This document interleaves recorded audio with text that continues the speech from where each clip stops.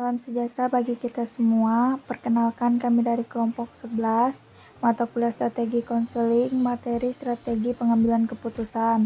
Nah, di sini tujuan kami membuat video pembelajaran ini untuk mengetahui apa saja strategi pengambilan keputusan di konseling, mulai dari langkah-langkah sampai modelnya. Nah, di sini dosen pengampu mata kuliah kami yang terhormat adalah Ibu Herda Fitria Bayar Ginting, MPD. Untuk lebih lanjut, silahkan menonton video kami. Halo, perkenalkan kami dari kelompok 11 strategi konseling. Anggota kelompok kami ada Alpiteni Patricia, ada Vanessa Amanda Putri, ada Cynthia Kartina, Sidae Betung, dan ada juga Helvina. Di video kali ini, kelompok kami akan membahas materi mengenai strategi mengambil keputusan.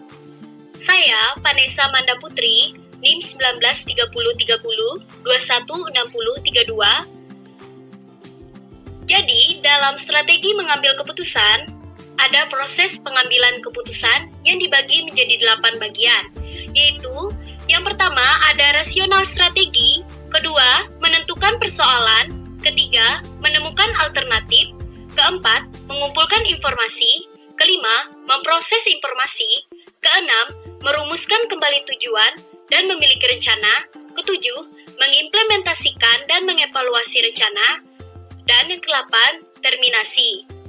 Untuk pembahasan selanjutnya, akan dilanjutkan oleh rekan kelompok saya, yaitu Cynthia Kartina.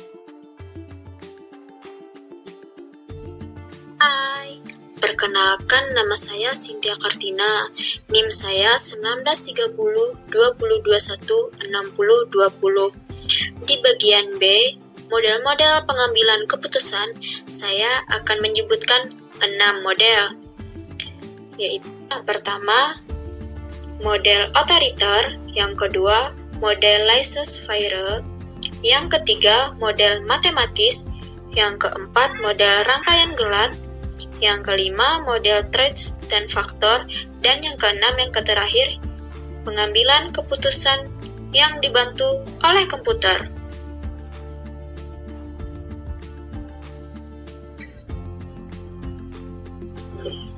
Perkenalkan, saya Sidae Betung, NIM 193020216013. Saya akan menjelaskan proses pengambilan keputusan.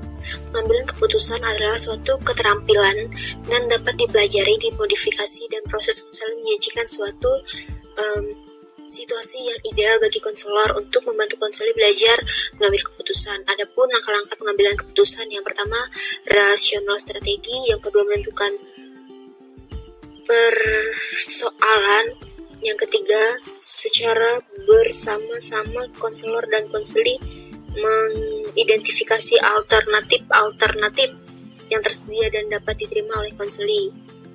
Dan berikutnya langkah-langkahnya adalah mengumpulkan informasi, memproses informasi, merumuskan kembali tujuan dan memiliki rencana. Yang ketujuh, mengimplementasikan dan mengevaluasi rencana konseli. Harus mengimplementasikan keputusan dan mengembangkan beberapa metode pilihan. Dan yang terakhir adalah terminasi. Bila konseli sudah dapat mengimplementasikan hasil pengambilan keputusan dan masalah konseli dapat terselesaikan, maka kegiatan konseli dapat diakhiri.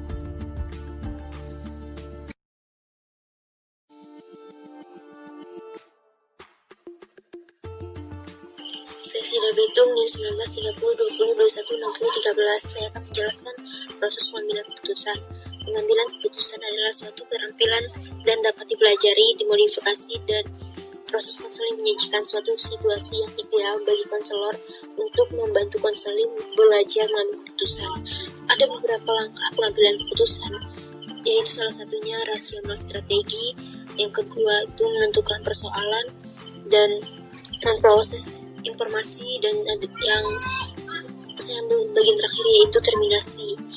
Rasional strategi, yang pertama adalah pengambilan keputusan ialah konselor memberikan rasional atau menjelaskan maksud penggunaan strategi pengambilan keputusan. Yang memproses informasi adalah konseli harus menilai alternatif yang telah muncul dan informasi yang telah terkumpul. Yang keenam yaitu merumuskan kembali tujuan dan memiliki rencana langkah berikutnya untuk menerjemahkan informasi yang telah diintegrasikan ke dalam suatu rencana tindakan bersifat sementara. Yang saya ambil terakhir adalah terminasi, yaitu bila konseling sudah dapat mengimplementasikan hasil pengambilan keputusan dan masalah konseling dapat terselesaikan, maka kegiatan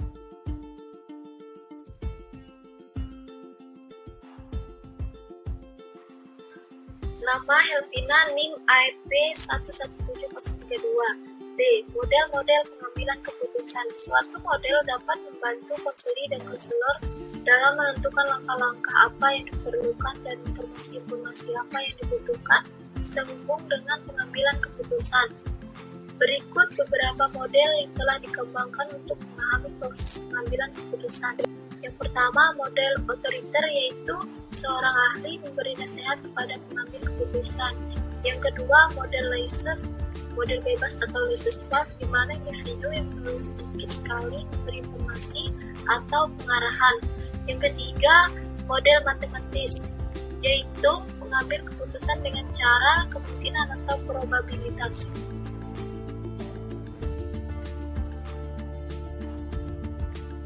Baiklah, di sini saya Alpitaini Patricia, NIM 193020216014 akan menyambung materi milik Kak Helpina, yaitu bagian keempat, model rangkaian GELAT. GELAT 1973 mengajukan suatu kerangka kerja pengambilan keputusan dengan menentukan tujuan, kumpulan data, dan analisis, menemukan kemungkinan alternatif dan menilai konsekuensi. Kelima, model trial and factor. Dalam pengambilan keputusan beranggapan bahwa tiap individu mempunyai sifat dan karakter tertentu. 6. Pengambilan keputusan yang dibantu oleh komputer. Penggunaan komputer adalah salah satu alat bantu yang menarik dan juga mengambil keputusan memusat pada komputer digunakan secara tepat, maka akan banyak manfaat bagi konseli.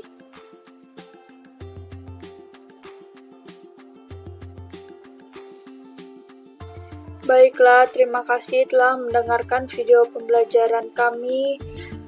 Kami selaku dari kelompok 11 strategi konseling mengucapkan terima kasih kepada semuanya.